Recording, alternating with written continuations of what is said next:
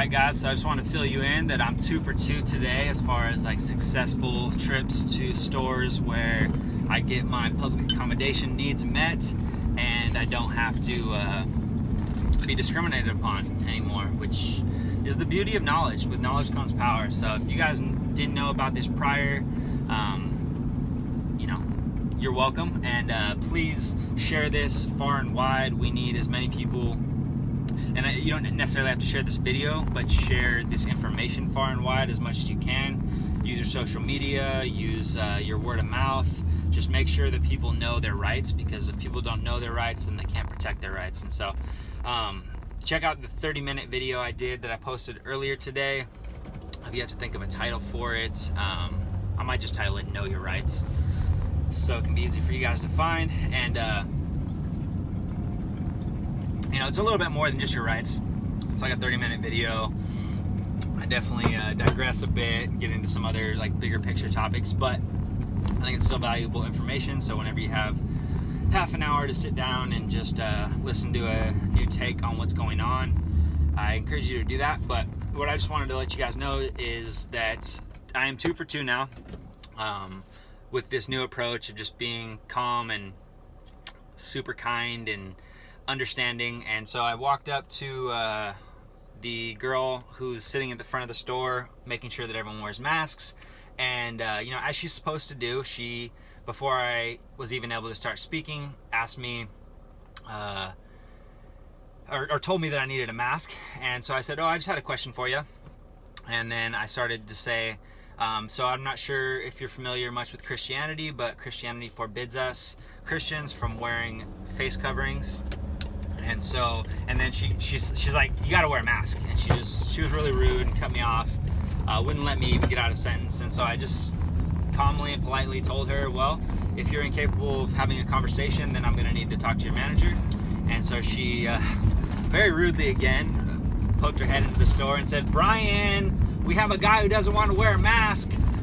and so Brian like immediately, God bless this man, told her to like calm down, and came over and talked to me. And then he was right there and she was right there, and I just started to say like, I just had a question. She was just cutting me off, and I just wanted to ask you it.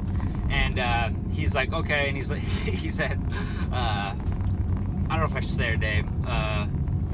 There's a million people out there in the world. Nobody really knows it. He's like, there's no reason to say it. So he's just like, go inside, switch with somebody. And then he brought me over to the side, and we respectfully had a one-on-one conversation. And so I just told him what I told you guys in the other video. If you haven't already seen it, I'll say it again. And so what that is basically, I just told him, like, as a place of public accommodation, which is what all grocery stores are, according to the 1964 Civil Rights Act, you do not have the ability to not accommodate the public on the basis of race, religion, or gender. And so, me being a Christian, I'm unable to wear a face covering because it's strictly forbidden in the Bible for Christians to do that. And so I am completely understanding of the nefarious agenda that's going on and the mass hysteria it's created.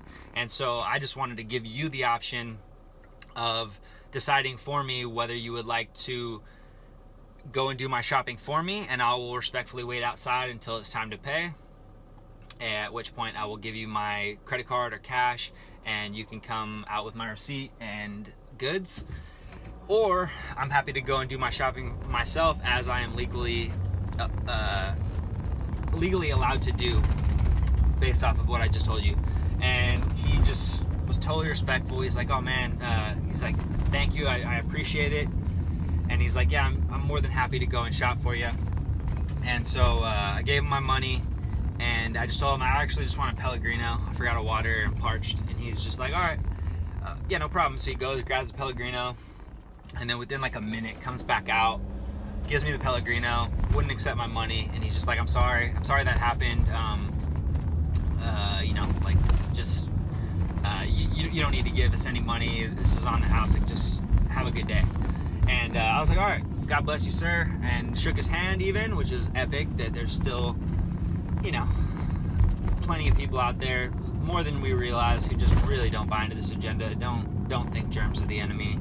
They know the media is the enemy. They know, the evil demons running our culture and subverting our truths and our realities are the true true evildoers that we need to be focused on. So God bless him. God bless all you for listening. And like I said, share this information far and wide. More people need to know their rights, or else they're just continuing to let people trample all over them. So y'all have a blessed day.